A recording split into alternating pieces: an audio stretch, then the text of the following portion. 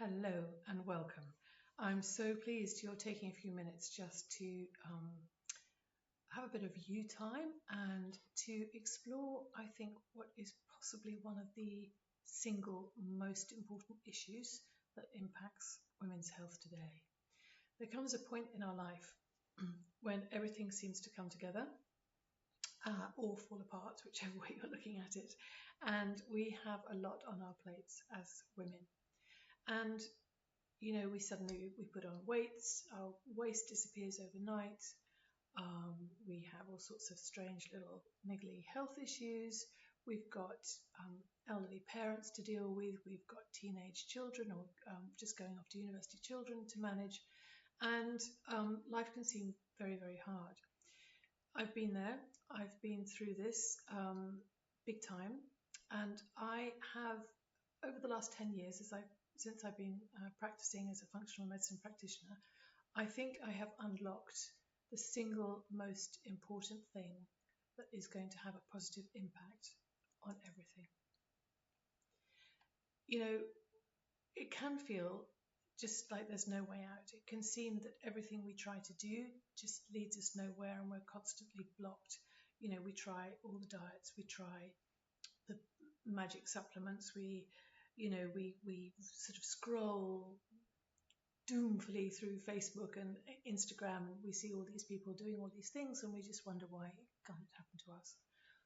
The fatigue, that general feeling like crap and not really knowing why, the weight gain, no energy, suddenly out of nowhere we start to get aches and pains, knees, hips, backs.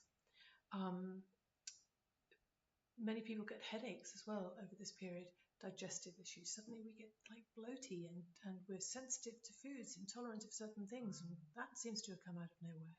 We do experience a lot of stress, and the stress becomes more difficult to manage because we're struggling with these kind of physical aspects of day-to-day life.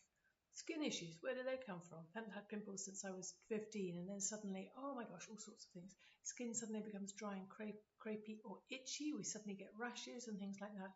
And then, of course, there's this kind of underlying mood issue, which is so difficult to deal with, kind of depression, the anxiety, which is the result of all of these things. But perhaps there's something underneath it all, which is actually a causal factor. And I think that I'm going to share with you in this webinar today is possibly the most important thing that anybody needs to know when they're dealing with any health issue whatsoever. And this is coming to you today completely free, no strings attached at all. This is my gift to you. And what I'm going to share with you is a way to really, throw open the doors and see the path clearly ahead of you in terms of what you need to do, what you need to prioritize, what you need to focus on. This is all natural. It does not involve any medications whatsoever. There are no gimmicks. It's all about real foods, real insights, and I will share with you at the end some of the real results that people have experienced when they apply everything that we talk about in this webinar, when they apply that to their lives in a committed, dedicated way. It makes a big, big difference, and I'll tell you exactly why. But first of all, let me introduce myself. My name is Fran. I am a functional medicine practitioner. I don't like using the word medicine because I think it confuses people, so I call myself a functional health practitioner, but functional medicine is the modality that I use in my practice. And I'm also a Reiki master, so I do energy work as well if people like that. I am, like 1,000,000% committed to helping people uncover the root cause of whatever chronic issue that they are experiencing. And I work with people who are sometimes very, very ill. I work with people who have just one or two issues that they want to deal with. And always we get to the solution of the problem. And sometimes it takes a little bit of time. Sometimes it's really straightforward. But my commitment to my people is that I will do whatever it takes to help them get where they want to be on a health path. I do specialize in metabolic health simply because most people will find that most things improve once their metabolic health is sorted out. And this applies not just to people going through perimenopause, earlier in life. The sooner you can get this one particular thing sorted out, the easier life becomes. So these photographs here, on the left, there's me, age 47. Very sad, very confused, very stressed, very overweight, very inflamed. We were actually at we celebrated my husband's birthday, and we went up in a balloon. I think this was just after the balloon ride, and then we got into the Land Rover, and I just remember looking out of the window and crying the whole way back to the hotel because, I don't know, just because I just felt like shit, and was a very unhappy person. And then on the right, there's me 10 years later. This was me when I was 57. I had trained by that point in integrative nutrition. I think that's why I'm holding the blueberries. And I was on the way to I'd started my training as a functional medicine practitioner. So it was a 2-year course in nutrition, and it's a 3-year course in functional medicine.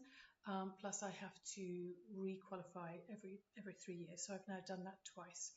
So if you'd like to find out more about me and my practice, please visit my website, realhealthandwellness.com, because that's kind of what I like to give people, real health and wellness, or help them achieve it for themselves. I'm now 67, by the way, so I'm 10 years older than that photograph, and there is a photograph of the 67-year-old me at the end of this presentation, in case you're curious. I have been living the principles that I'm going to be discussing with you for the last 10 years, and they have dramatically changed my life. So what is this key? Well, it's something called insulin. It is a master hormone that impacts everything else, all other hormones, as well as multiple systems in the body. When this hormone gets dysregulated, everything gets dysregulated. It's kind of, hormones work as messenger molecules. They send instructions around the body, telling various cells what to do and genes to switch on and switch off. And this one is particularly effective at causing an absolute shitstorm if things aren't going correctly. So why does that happen? How does insulin become dysregulated? So first of all, insulin exists specifically to remove sugar from the blood. It's produced in the pancreas. And when we eat anything sugary or starchy, the pancreas, the islet cells in the pancreas release insulin into the bloodstream, and the insulin works to remove the sugar from the blood. What many people don't realize is that sugar is toxic to the body, and the body can only process 1 teaspoon of sugar at any given time. 1 teaspoon of sugar, that's 4 grams. So if you were to have, for example, a can of Coke and a Mars bar, you would be having 66 grams of sugar. That's 16 teaspoons. The daily recommended maximum of sugar is 24 grams or 6 teaspoons. So you'd be having 3 times your daily allowance just in 1 can of Coke and a Mars bar. In fact, the 1 can of Coke on its own, it is more than your daily allowance of sugar. If you were to have a cinnamon latte at Starbucks with perhaps a chocolate muffin, you'd be having a whopping 80 grams of sugar, which is 16 to 19, depending on the outlet, 16 to 19 teaspoons of sugar. And that's like a snack in between meals. We don't really count that sort of intake. So there's a lot of sugar in our diet that we don't appreciate how bad it is for us. So sugar is toxic to the body, and we can only process 1 teaspoon of it at any given time. I'm repeating that for a reason. Sugars and starches that we eat are converted by the liver into glucose. And this includes even savoury things like the pastry on a sausage roll or underneath a quiche, pasta, rice, as well as the obvious starches like cakes and biscuits and chocolates and things like that. So the insulin works, as I mentioned, by escorting glucose out of the blood. And the way it does that is it binds onto, if you can see my mouse, this little blue ball is the insulin in the blood. This is the cell wall here, and this is the receptor on the cell membrane. So the insulin locks onto the cell receptor, which then opens this little doorway, and the sugar goes from the blood into the cell, where it is converted by the mitochondria into energy. Now, what happens is if we eat a lot of sugar and a lot of starch, and we have a lot of insulin circulating in our blood, what happens over time is the receptors become blind to the insulin. They don't respond. So the insulin molecule locks onto the receptor, but the little doorway doesn't open and the sugar can't get into the cell, so it remains in the bloodstream.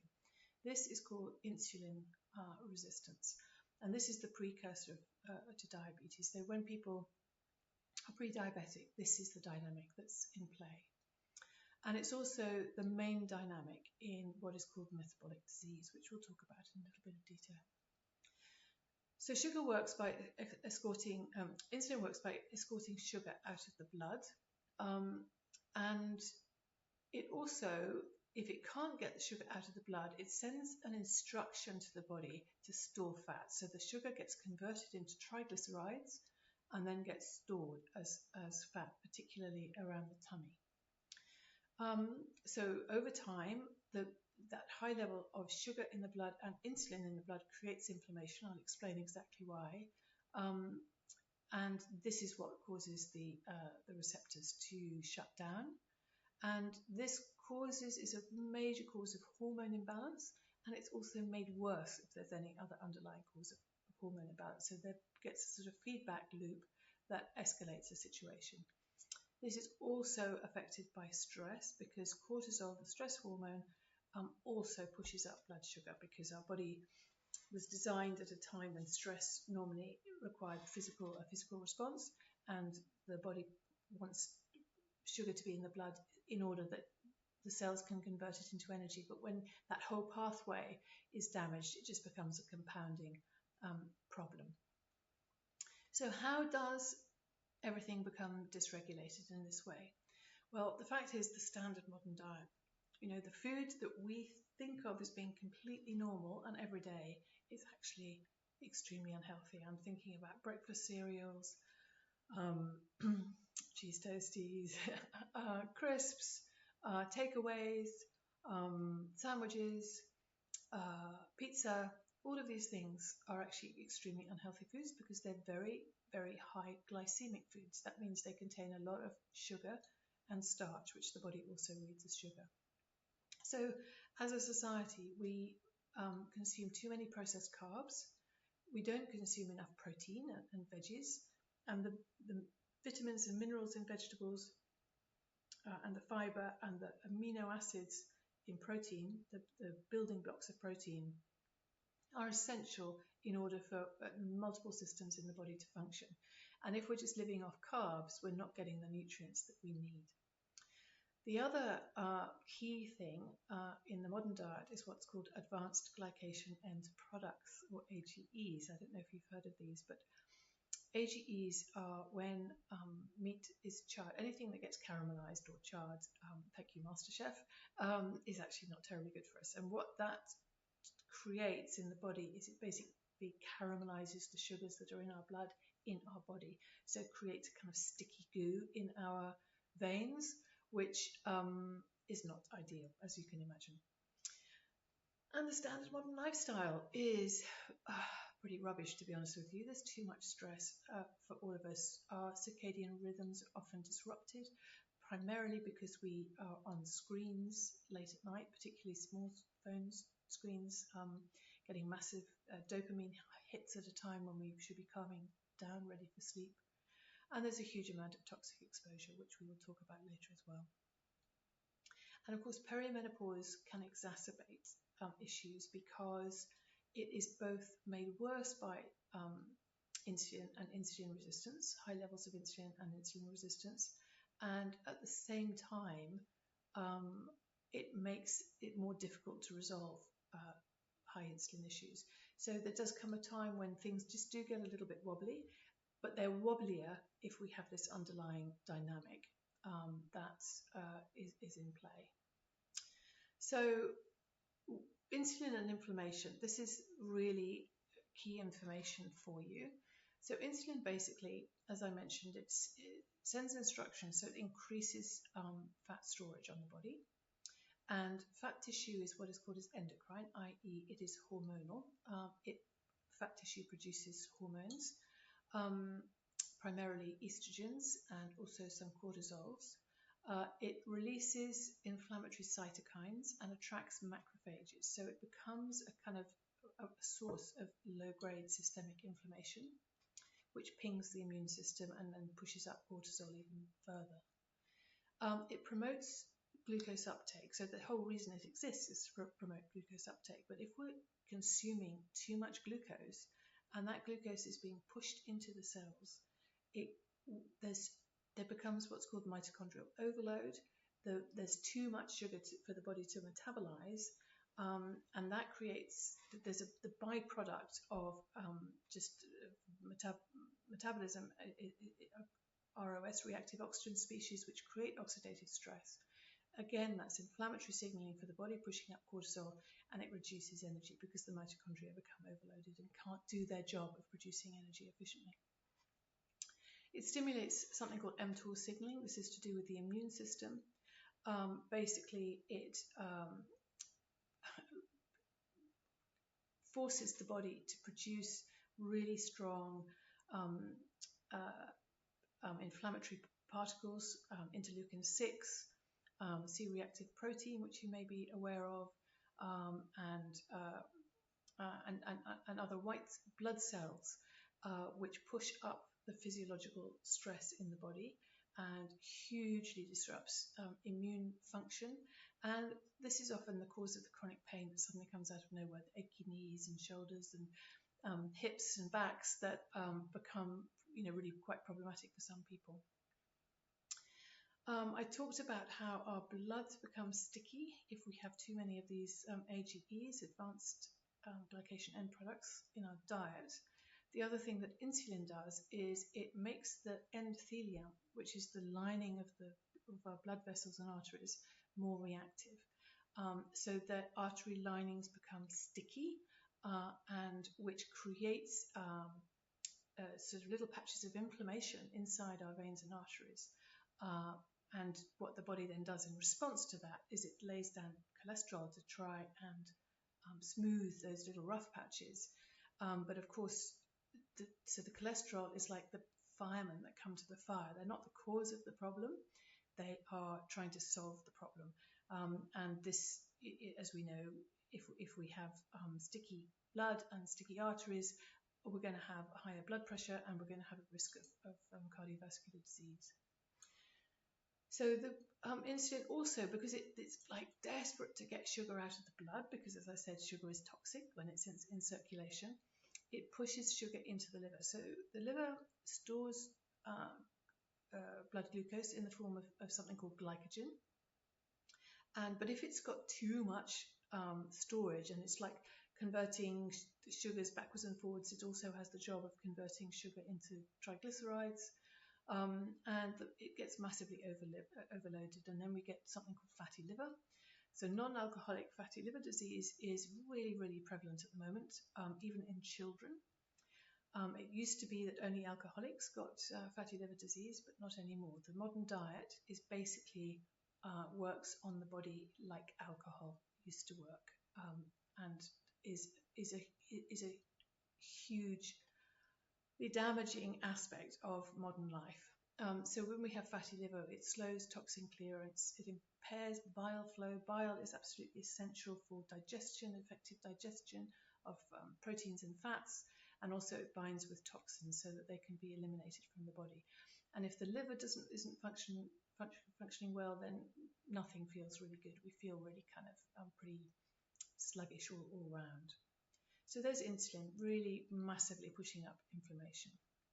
And all of these dynamics that we're talking about, the fatty liver, the high blood pressure, the inflammation, the fats, laying down fat, particularly around the tummy, these are all contributing to what's called metabolic syndrome. And metabolic syndrome is really, really, really common. Most adults have metabolic syndrome in one form or another this day and age, which is absolutely tragic. In fact, there was a study that was recently completed by Carolina University in the States, which concluded that only 12% of American adults were metabolically healthy. I mean, that's an astonishing figure. And, given that it's actually so easy to correct, it's even more shocking that people are allowed to become so ill, or that it is even possible that the whole system works to provide the sorts of food that lead to people becoming ill. And all the non-communicable diseases that have really become rampant in the last 40 years or so, type 2 diabetes, cardiovascular disease, mood disorders, even some cancers are also can be attributed to metabolic syndrome. So this is really and truly a very, very important root cause issue, and the solution to it is really, really straightforward. So let's dig in a little bit further. So let's have a look at the impact of insulin on hormones. Of course, this is particularly relevant for the female sex hormones for people in perimenopause, but there are a whole load of other regulatory hormones that are key in all of this as well. And when I say regulatory, they're the ones that regulate our appetite, satiety signaling, and sort of general body systems. So let's just look first at, this is a wonderful chart showing the kind of lifetime relationship between estrogen and progesterone, which are the two main female sex hormones. And if you see here, when we're children, our estrogen and progesterone is pretty low, bumps along the bottom. And then when we hit puberty, first of all, our estrogen levels rise, and then progesterone follows suit. So we have that little bit of a kind of emotional time as teenagers when estrogen is higher than progesterone, and that's what causes that kind of teenage door slamming business. Is because estrogen is a glutamate producing hormone, it's an excitatory hormone, and progesterone is a calming hormone, and it's the relationship between these two which is really key to our well-being. And then we enter into our reproductive years, where hopefully our cycling is nice and regular. We need progesterone peaks regularly during the monthly cycles to promote an environment that would support a baby. And our estrogen kind of jiggles along quite nicely. But on the whole, the progesterone is relative to estrogen is quite balanced. But this peaking and troughing of progesterone is what causes the mood swings around our periods. So it's not estrogen, because the estrogen really doesn't shift very much. It does change during the cycle, but the progesterone changes a lot. And then when we hit perimenopause, what massive drop off in progesterone. This is the first thing to happen. And this creates what is technically called estrogen dominance. So it means that there's more estrogen relative to progesterone. So even if the kind of baseline is pretty low, the relative quantities of these two hormones are what counts. And so here we have an estrogen dominant situation as we go into puberty, and it's massively increased as we come out of our reproductive years and then head into menopause. So the progesterone crashes right out quite early, and estrogen carries on and kind of bumps along for a bit before it too peters out. And then we get into this nice bit.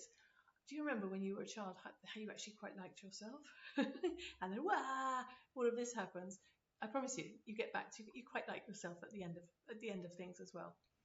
So that is the process with the sex hormones. And now let's have a look at the impact that insulin has on the hormone. So we've got that background going on in any event, and then we add high levels of insulin in the mix, remembering that insulin is caused purely and simply to get sugar out of the blood. So if we don't eat a lot of sugar and starches, we don't have high insulin. But if we do have high insulin, whoopity-doo, it creates estrogen imbalance. So it promotes estrogen dominance by pushing up weight gain by the instruction to lay down weight. And as I said, fat tissue is endocrine tissue. It produces further estrogens. It suppresses ovulation, which means we have less progesterone.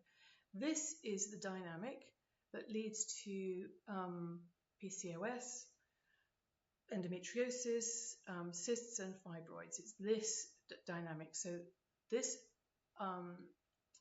high levels of circulating insulin and estrogen dominance is not exclusive to perimenopause. It's not even exclusive to women. It is a modern situation that is to do with how our body processes sugar and starches and how it balances insulin in the body, or doesn't balance it, as the case may be. So insulin causes big sugar swings, big blood sugar swings, because when it takes sugar out of the blood, there's a kind of crash, and then the body kind of pumps cortisol out because to make up the balance. If you have too much cortisol circulating, it impacts gut health because it slows down the speed at which food moves through your stomach, which is a bad thing. It increases tummy fat and interrupted sleep. So this is normally the dynamic that is going on when people wake up in the night. It's blood sugar crashes causing cortisol to be released, which wakes us up. There's also possibly a dynamic with the liver as well, which compounds this, but all of them are related to high insulin. High levels of insulin blunt GLP-1 signaling. Now, we've heard a lot of GLP-1 in the media recently, and a lot of people are on the injections. The injections are specifically GLP-1 agonists, which they increase GLP in the body. GLP is naturally produced in the gut, but it is blunted if we have a high levels of insulin caused by our diet. If GLP-1 is blunted, we feel hungry, we feel more hungry, we are likely to have more cravings, and it leads to overeating. GLP-1 is one of the regulatory hormones that I mentioned before. Leptin is another one. Leptin is produced by fat tissue, and it is read in the brain, in the hypothalamus in the brain, and it's meant to signal we've got plenty of fat stores, we don't need to eat. The problem with, again, with modern lifestyle is that we have so much fat tissue that the brain becomes leptin resistant. And so the body's pumping out leptin saying, stop eating, but the brain is going, no, I'm bored of that message, I'm not going to do anything about it.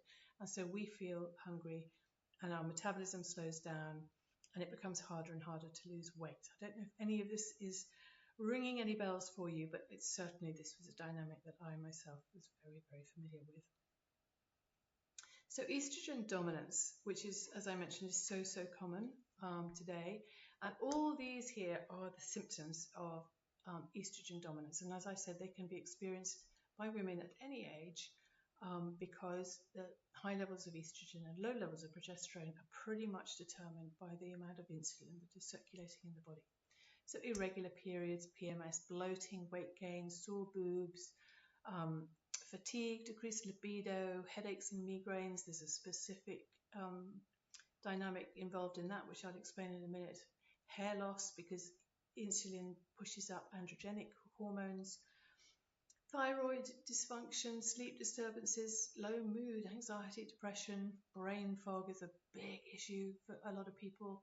Infertility or difficulty conceiving, endometriosis, PCOS, I mentioned uterine fibroids, cysts, and water retention. So all of those things are to do with the relative balance of estrogen and progesterone, which is made worse by high levels of circulating insulin. Now, men get estrogen dominance as well. And I don't know if you're familiar with any men who look like this, but I know I am. And this is a problem. It is a real problem. So you've got again, the very bad diet. We refer to these tummies as beer bellies, but it has a big impact on them. So the development of breast tissue, decreased erectile dysfunction, decreased libido, infertility, potentially weight gain, mood swings, fatigue, loss of muscle mass, brain fog, prostate issues, and increased risk of diabetes. So yes, estrogen dominance is an issue, and it is caused certainly by insulin. Mostly it's to do with, it's diet related, but there are also a lot of toxins that we're exposed to that also have estrogenic impacts on the body, and we'll talk about those as well in a minute. So one of the big impacts for a lot of people is the fact that estrogen dominance amplifies histamine. Now, histamine is it's another hormone. It's part of the immune system, and we have histamine kind of signals the body it's a stranger danger hormone. So progesterone naturally stabilizes. It has this sort of calming influence on everything in the body, and it stabilizes what are called mast cells, which are the cells from which histamine is released. So when the mast cells are stable, we don't kind of dump histamine into the system. But when we have high levels of estrogen relative to progesterone, that destabilizes the mast cells, which mean that histamine does get dumped more readily into the bloodstream. And that's why we can suddenly be experiencing food intolerances and allergies. Migraines and headaches are a big part of this dynamic. Heavy periods is to do with histamine, because histamine increases uterine contractions. Very few people make the link between histamine and this issue. Digestive issues, bloating, nausea, diarrhea, all related to the same issue, and anxiety, insomnia, and palpitations, because the histamine pushes up the heart rate. So all of these kind of things that we might be experiencing to a greater or lesser degree, and we think it's because we just have heavy periods. It's to do with estrogen dominance, which is to do with insulin circulating in the blood, which is to do with our diet. And we do have more control over all of these things. So the causes of estrogen dominance, for sure, high intake of processed carbs. This is something we 100% have control over. Exposure to what are called xenoestrogens and other toxins. I'm thinking about phthalates and parabens, which all have a highly estrogenic effect on the body. Certain metals also, aluminium being a big one. Aluminium in deodorants and antiperspirants, tinfoil, heating food in tinfoil pans. All of these things also have estrogenic effects on the body. Compromised gut health. So if we have any kind of pathogenic overgrowth, particularly any yeast issues, our digestion becomes impaired. We don't get sufficient nutrients, and therefore that has a kind of knock-on effect on our hormones. Poor methylation in the liver. If we're not actually able to clear toxins out of the bloodstream, or indeed used estrogens, if they're not cleared out and excreted from the body, they just kind of go around for a second dash, and so we get like a double dose. B vitamins, minerals, protein, all very important for liver function. Sluggish lymph, which can be owing to very sedentary lifestyles. We spend a lot of time sitting in front of a screen, so someone sitting here in front of a screen, swelling, all of these things. If lymph is how we remove toxins from the body. If our lymph system is sluggish, then we're not going to get them out. And of course, perimenopause is like a sort of magnifying glass that accentuates all of these underlying issues. So if we have any of these issues going into perimenopause, when we hit perimenopause, it's just going to feel worse, or suddenly we become more aware of them. So here we are, the magnifying effect of perimenopause. So if you go into perimenopause with any of these metabolic syndrome dynamics or any level of estrogen dominance, it's going to be a tougher ride than it actually needs to be. And of course, then we have the whole stress piece. Cortisol, the stress hormone, it mobilizes glucose prior to its breakdown. This is the business of getting blood sugar into the bloodstream so that we can, fight or run. When it's operating normally, it suppresses inflammation. It is an anti-inflammatory, which is why we get cortisol injections into sore joints, because it works as an anti-inflammatory. But when it is chronically elevated, when our immune system is being like pinged on a minute by minute basis, when our histamine levels are pushed up unnaturally high, when there's sort of inflammatory insulin circulating and the body's trying to deal with all the sugar, and we've got all these cytokines whizzing around, it's too much, and the body stops responding in the normal way. It's in the same way with leptin resistance or insulin resistance. If there's too many of the same signal coming all the time, it's the body's a bit like a teenager, just like tunes you out, and so then you get cortisol resistance as well in this case, which leads to more inflammation, and this worsens insulin resistance by pushing up the blood sugar. So we're creating another feedback loop, which is exacerbating the situation. So this is, I honestly, I nearly lost my mind putting this chart together, because everything is connected to everything else, and everything causes everything else.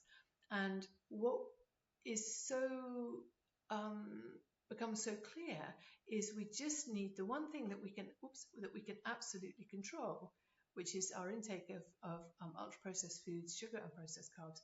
Absolutely kind of stops this whole convoluted, complicated cascade of kind of general rubbishness.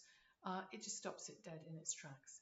So, all of this, laying down more fat, becoming more hungry, eating more things, the whole cortisol and stress thing, the estrogen dominance with all the weight gain that's associated with that, the chronic pain, and potentially all of so much.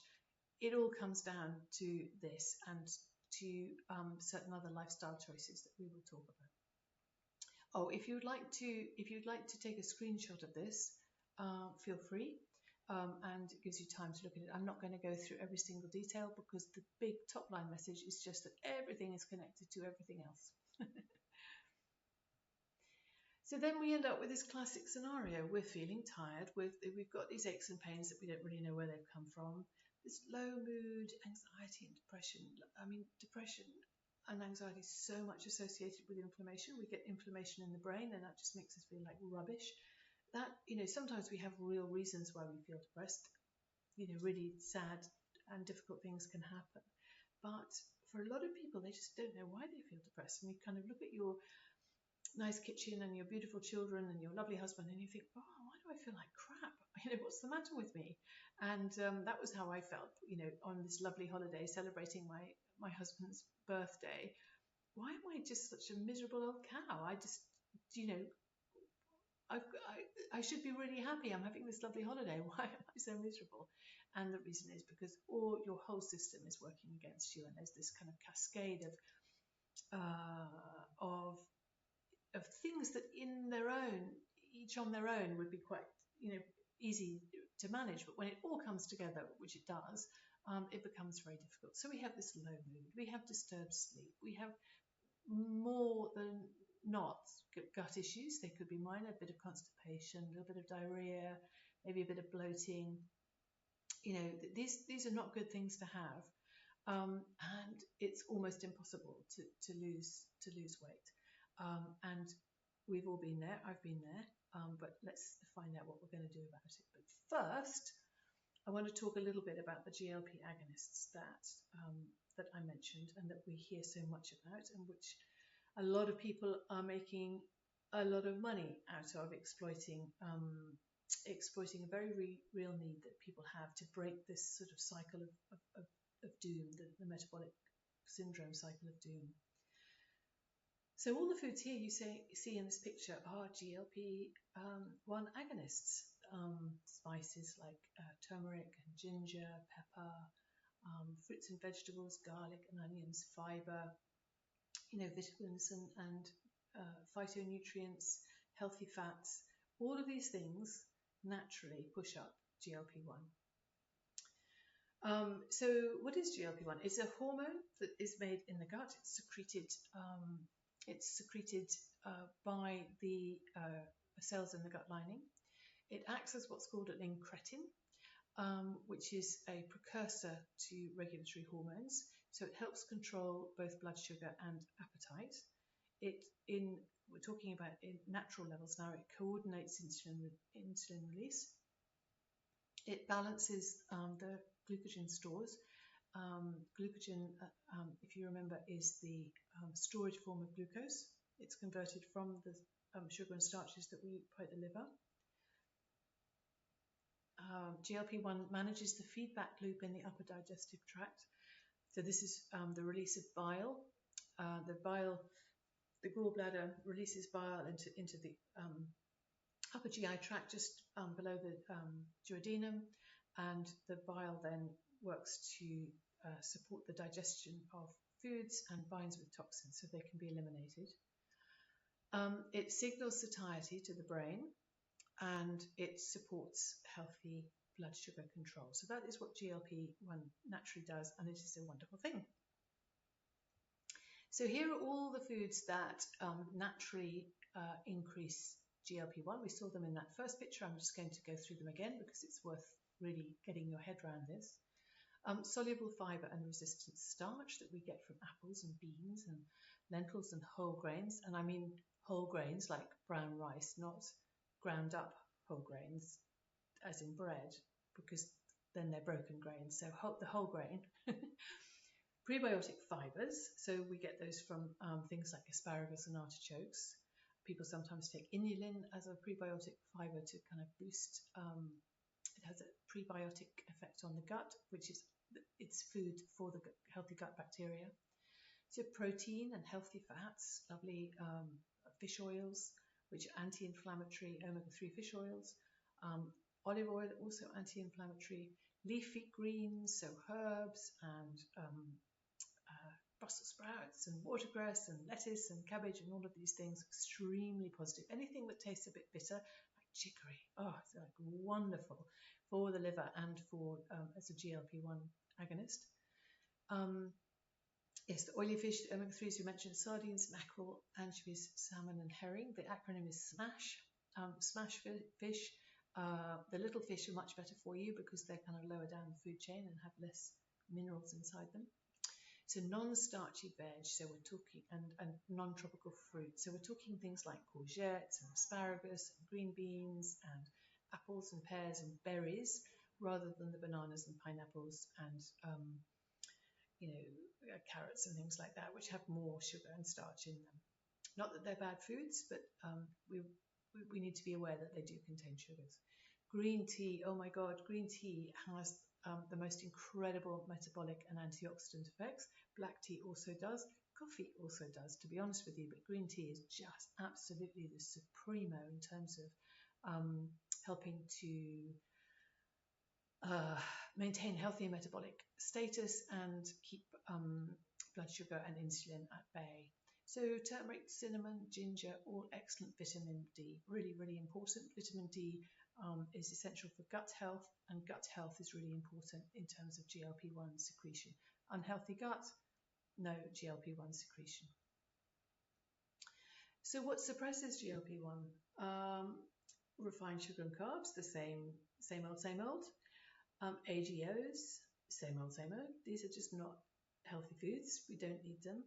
We should try and avoid them. This absolute horror show here in this image, some people live off this food all the time, 100%.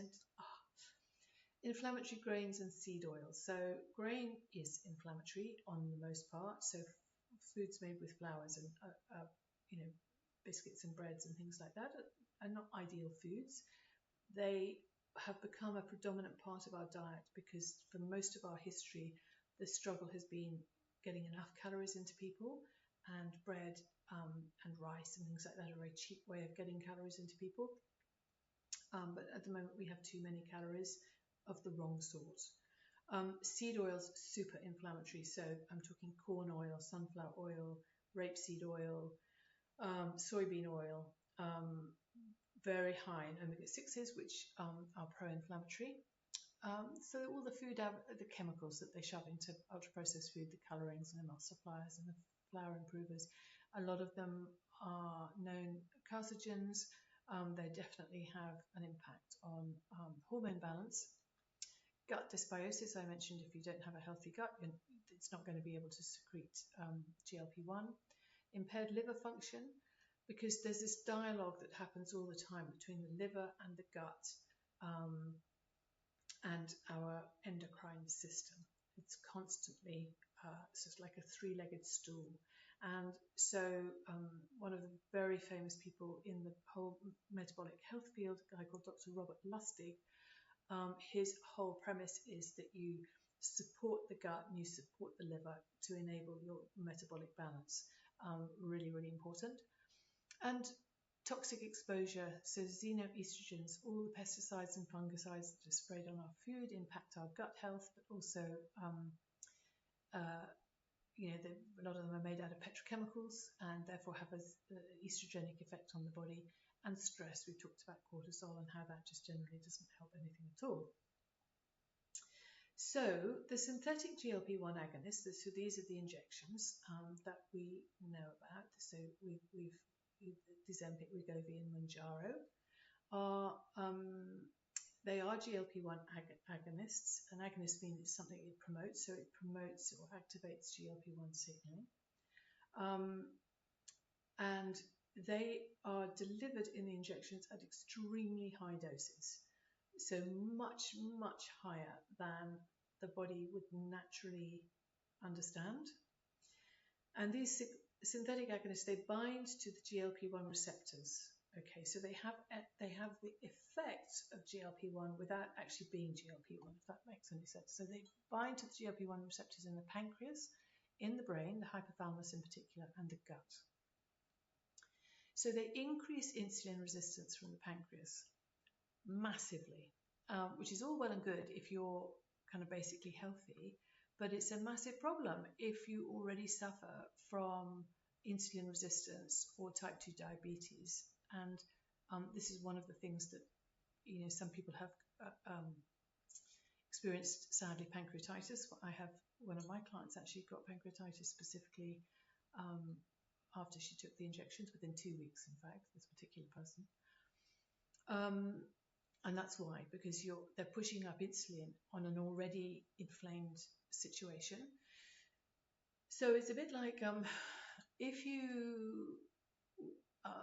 somebody breaks a leg, the body, in healing the broken leg, lays down more bone generally. Yeah, so the whole bone laying down system is upregulated in the case of a broken bone.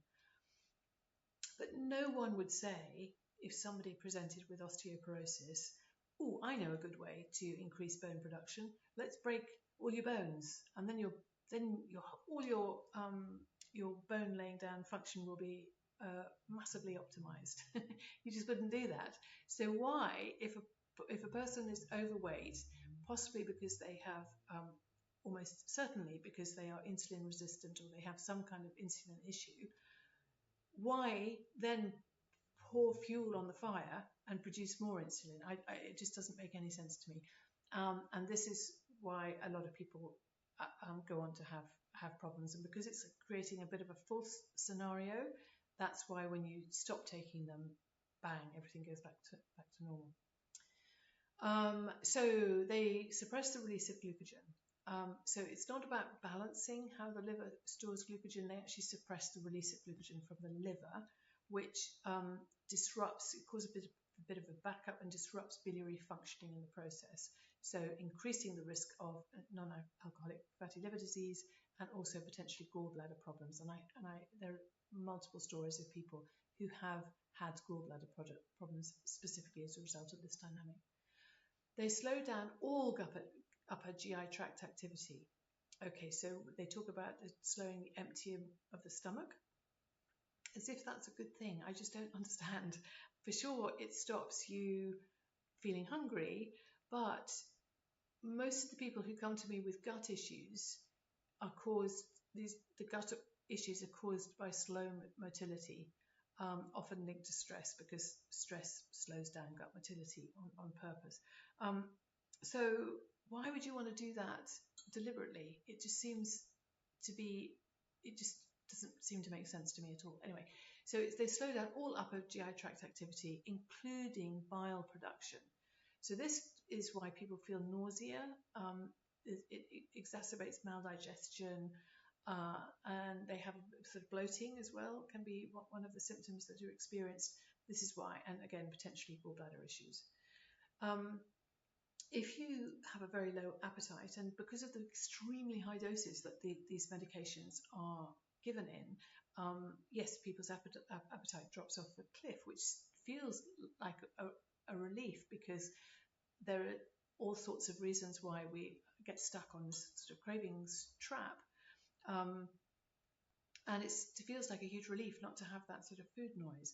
But unless you're changing your diet and eating the sorts of foods that we've been talking about, that the naturally increased GLP-1 signaling, the healthy fats and proteins and veggies, you're going to experience muscle loss. It's called sarcopenia, and you're not going to have enough nutrients going into the system to drive the whole machine. So things, it's an unnatural way of dealing with an unnaturally created problem.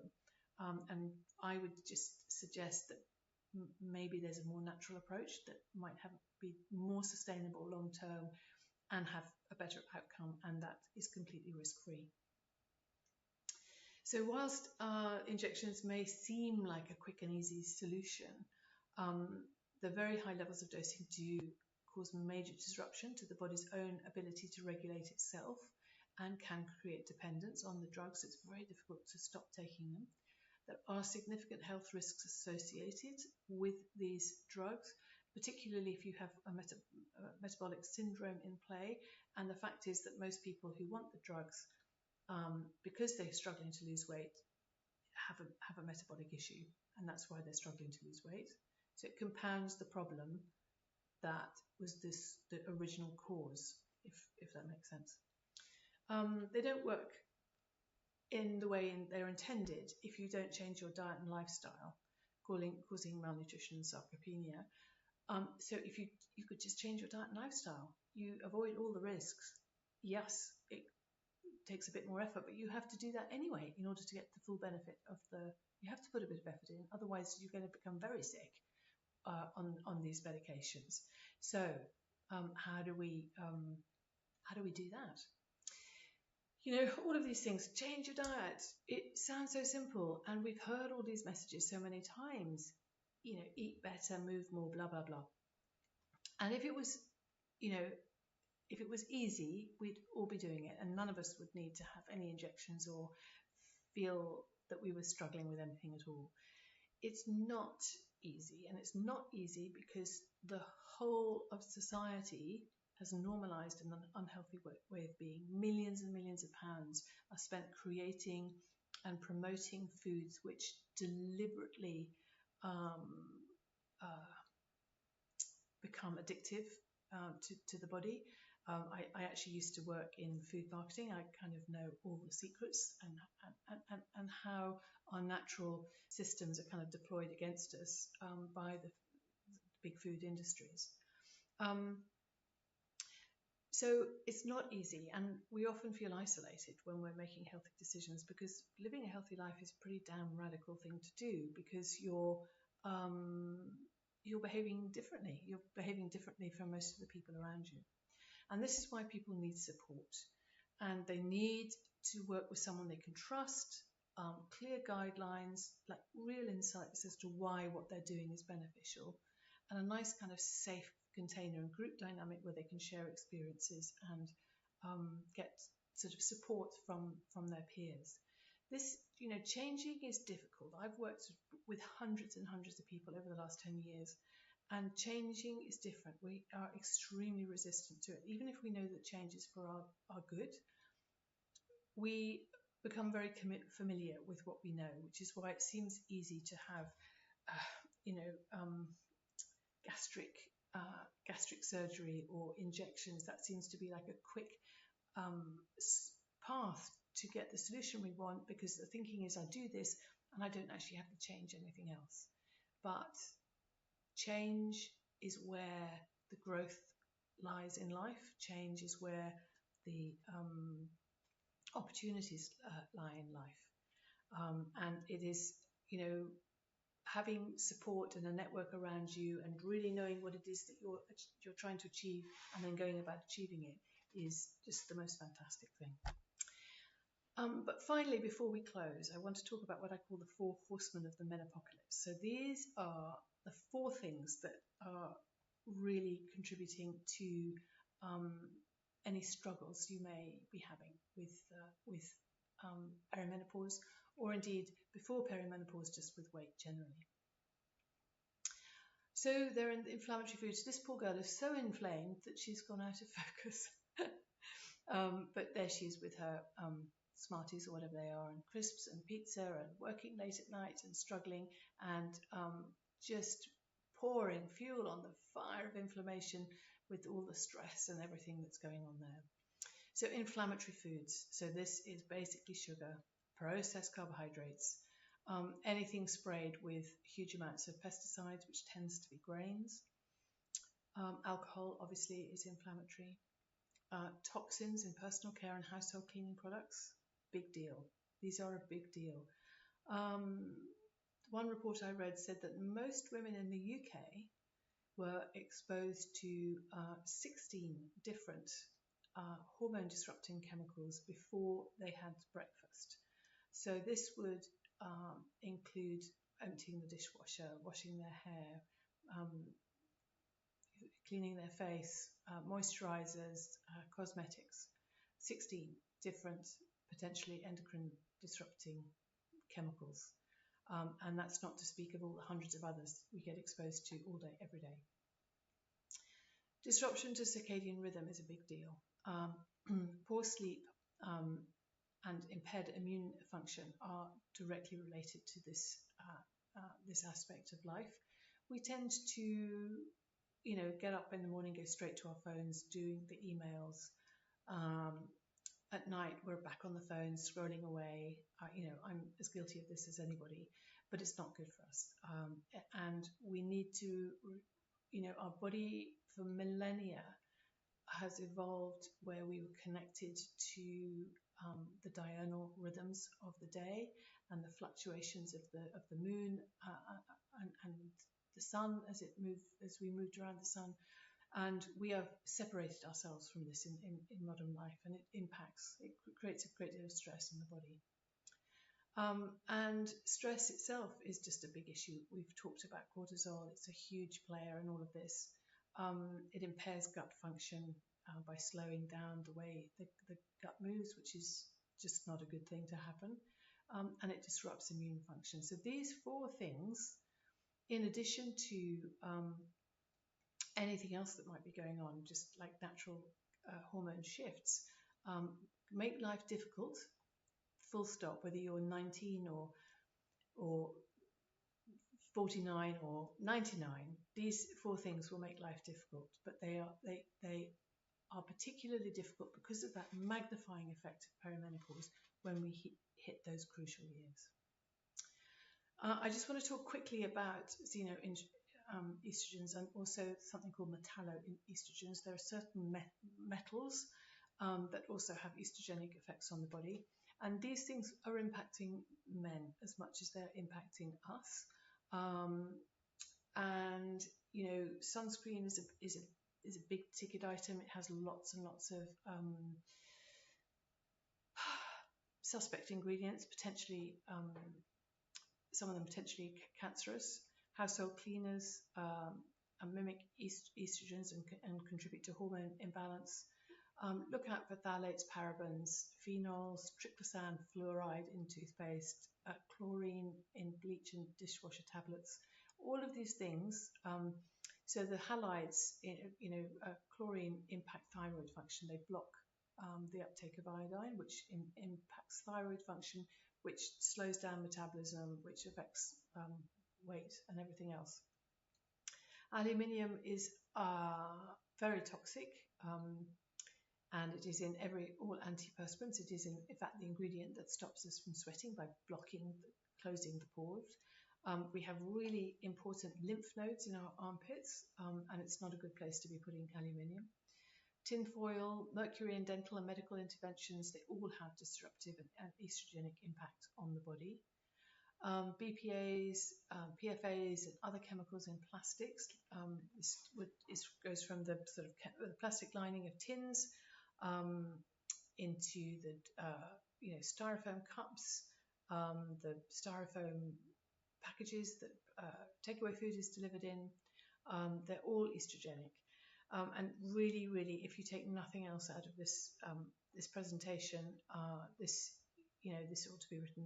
The whole thing should be in capitals. Avoid plastic cups, plastic food containers, takeaways. Never, ever, ever put hot food or drink into plastic, because the chemicals in the plastic leach into the food.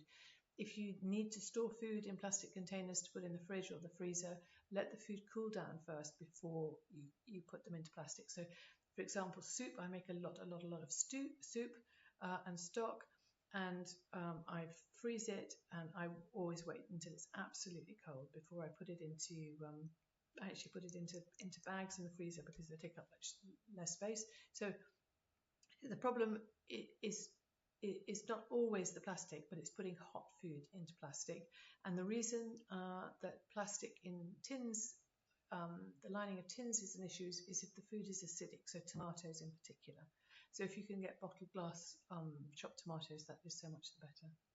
Avoiding non-stick cookware because the chemicals leach into food. Pesticides and fertilizers on non-organic food, especially grains, are both carcinogenic and endocrine disruptors. There is a fantastic organization called ewg.org, worth looking them up because they have a lot of advice about personal care products. There's also an app that you can download called Yucca, YUKKA, which is, you read the barcode and it tells you the chemicals that are in the products. Super, super useful. So be informed and make choices. Our superpower as humans is that we can make a choice, and every single choice we make is a vote for the world that we want to live in. So be informed, understand what you're putting in your body, what you're putting on your body, because what you put on your body gets absorbed straight into the bloodstream, and it doesn't go through the filter of the liver. When the food that you eat is filtered by the liver, which is, our poor livers do such an amazing job of work for us, but anything we put on our skin, straight in there. So just be aware and be wary. So in summary, what we want to be doing is eating lovely, fresh, paleo-style diet, lots of fruit and veg, minimal starches, lots of protein. Protein is essential. We are basically protein. Lovely oily fishes, olive oil. Eating a natural diet full of all of these wonderful things. Avoiding the endocrine disruptors, obviously. Having plenty of vegetables and fibre in our diet so we have as healthy a gut as possible. Moving or exercising for at least 20 minutes a day. It could be going for a walk. It could be just sort of swinging your arms around outside, whatever it is. As long as you do something that moves your body, jumping up and down is great because it has a super effect on the cells. Avoiding unnecessary medication. Every medication comes with side effects, and our body is much more powerful at balancing itself. There's a sort of prevalent message that we're weak and vulnerable and that we need constantly to be medicated to keep us safe. I really dispute that. I think our body is actually incredibly well designed. The problem is modern life. The problem is not our bodies. The problem is modern life, and we need to protect ourselves from that. And some sort of stress management, whatever works for you. Personally, I love colouring in. I love jigsaw puzzles.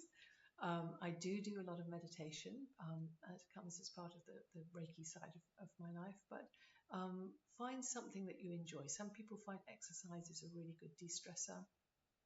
Even just watching nice things on television that aren't about violence and things is a very good way of relaxing. Hello, Master Chef again. So just, remember that your choice, your life, your body, your choice, and what you choose is what will have an impact, the biggest impact on you, and you have the opportunity to choose all these wonderful things. If you would like some help, I do run an amazing program. I'm genuinely so proud of this program because it just has had incredible results. So what we do for a very short period of time is we literally push all the levers in your favor. So we remove all the things that are even remotely going to cause a problem to you, by pushing up insulin, by increasing inflammation, by disrupting your immune system or getting in the way of your healthy gut. Just for 4 weeks, we kind of really focus on that. And we have a week of preparation. So you can do the shopping that you need to do. You can clear out all the chocolate and biscuits in the larder, get your head in the zone. Then we have 4 weeks of real transformation. And when I say transformation, I do mean transformation. And then at the end, we have a week of integration of how we kind of don't have to be so strict with ourselves indefinitely. There's weekly recipes and pre-recorded masterclasses. We have weekly group coaching calls. There are very clear guidelines. It's very simple. Loads of additional downloadable resources with kind of extra information if that's helpful for you. All the support you could want. I run it off my platform, Practice Better. There's a messaging on there. You can email me if you want when you're on part of the program.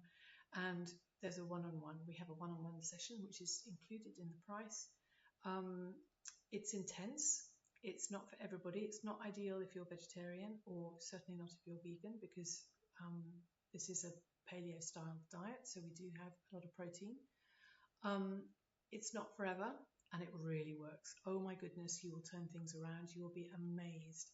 And it's just really about real food, real insights, not this awful, tired old 1980s health advice, which is so meaningless today and just completely, frankly, wrong. None of that. Really up to date, cutting edge stuff, real insights, and of course, there's real results. And when I say real results, I mean real results. So this is the sort of consolidated blood test of somebody who took the metabolic boot camp earlier this year.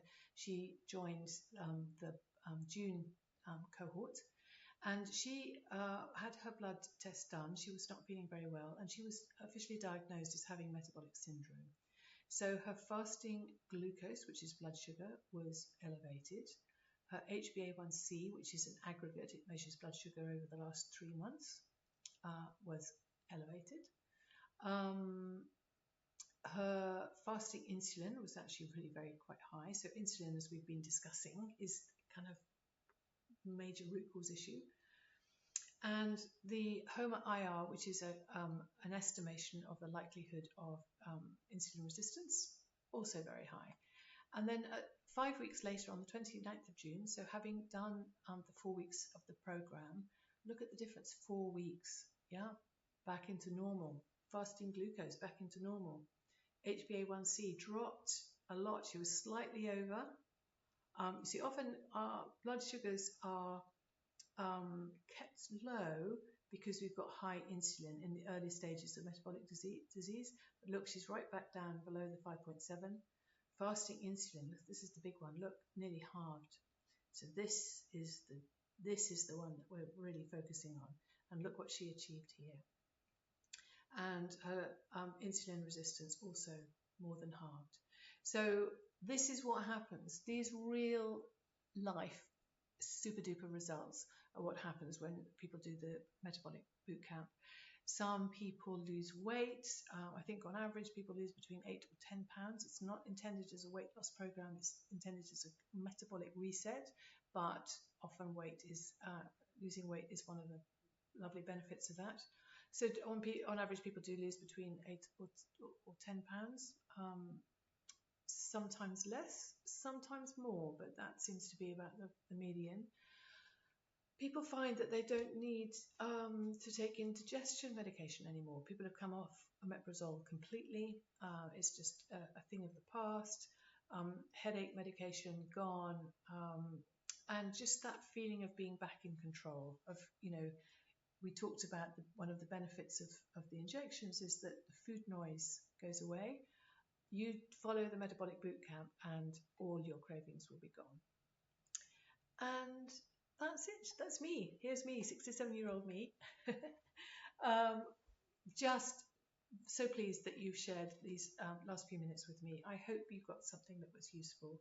If you want to find more about the bootcamp, please do follow the link here, metabolicmastery.co.uk. I would love to welcome you to the next round. It starts on September the 19th. And I will look forward very much to seeing you then. Thank you.